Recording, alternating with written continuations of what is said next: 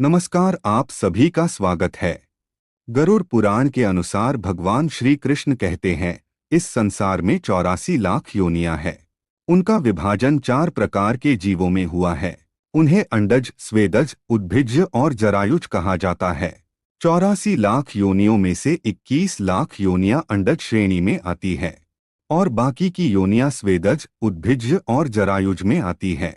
मनुष्य की योनि जरायुज श्रेणी में आती है। इन सभी प्राणियों में मनुष्य योनि ही सबसे अधिक दुर्लभ होती है।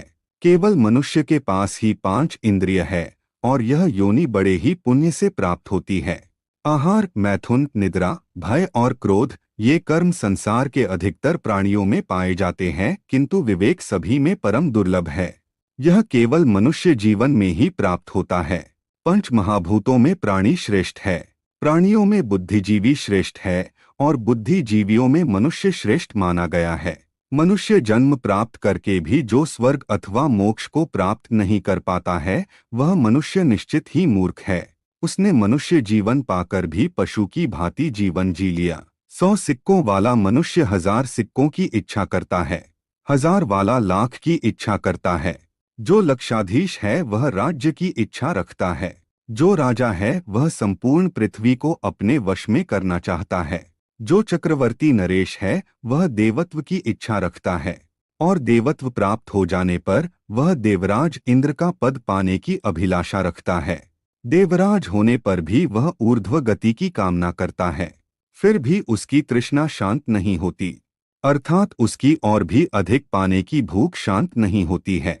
जो व्यक्ति तृष्णा से पराजित होता है वह नरक में जाता है और जो लोग तृष्णा से मुक्त है अर्थात सदैव ही संतुष्ट रहते हैं, उन्हें उत्तम लोक की प्राप्ति होती है। श्री कृष्ण कहते हैं, जो प्राणी अपनी आत्मा के अधीन होता है वह निश्चित ही सुखी है। जो मनुष्य अपने इंद्रियों के मोहजाल में फंस जाता है उसका अनर्थ अवश्य ही हो जाता है।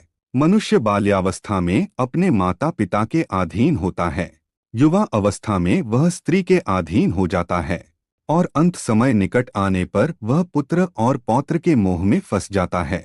वह मूर्ख कभी किसी अवस्था में आत्मा के अधीन नहीं रहता। लोहे की सलाखों में बंधा हुआ मनुष्य भी मुक्त हो सकता है, किंतु स्त्री और पुत्र के मोह में फंसा हुआ मनुष्य कभी मुक्त नहीं हो पाता। श्री कृष्ण कहते हैं, पाप एक मनुष्य करता है किंतु उसके फल का उपभोग बहुत से लोग करते हैं। उपभोग करने वाले तो दोष से मुक्त हो जाते हैं, किंतु पाप करने वाला दोष का भागी हो जाता है। इस संसार में कोई भी प्राणी मृत्यु पर विजय प्राप्त नहीं कर सकता।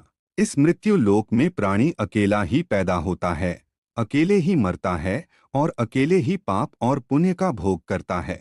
उसके परिवार के लोग उसके मृत शरीर को लकड़ी के ढेले पर डालकर परामुख हो जाते हैं। केवल धर्म ही उसका अनुसरण करता है। मनुष्य का धन तथा वैभव घर में ही छूट जाता है। मित्र तथा बंधु बांधव शमशान में छूट जाते हैं। उसके शरीर को अग्नि लेकर जाती है। केवल पाप और पुण्य ही उसकी आत्मा के साथ जाते हैं। श्री कृष्ण कहते हैं, सूर्यास्त तक जिसने द्वार पर आए याचक को धन का दान नहीं दिया तो न जाने सुबह होने पर वह धन किसका हो जाएगा। अगर मनुष्य ने अपने भाग्य से प्राप्त हुए धन का खर्च धर्म कार्य में नहीं किया, श्रेष्ठ विद्वानों और याचकों को दान में नहीं दिया, तो उसका धन यह रटता रहता है कि मेरा स्वामी कौन होगा। जो मनुष्य श्रद्धापूर्वक धन का दान करता है वह धर्म को धारण करता है। धर्म से ही अर्थ और काम की प्राप्ति होती है। इसीलिए मनुष्य को सदैव ही धर्म का आचरण करना चाहिए। धर्म ही मोक्ष प्रदान करता है।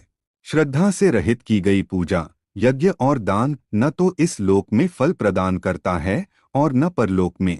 उसका संपूर्ण पुण्य नष्ट हो जाता है। इसीलिए श्री कृष्ण कहते हैं कि यह मनुष्य शरीर बहुत ही दुर्लभ होता है। इसका कभी दुरुपयोग नहीं करना चाहिए। इसका सदुपयोग करके स्वर्ग की प्राप्ति करनी चाहिए अथवा मोक्ष को प्राप्त कर लेना चाहिए, अन्यथा अन्य योनियों में भटकना पड़ता है। तो दोस्तों, उम्मीद है आपको यह जानकारी अच्छी लगी होगी। वीडियो को लाइक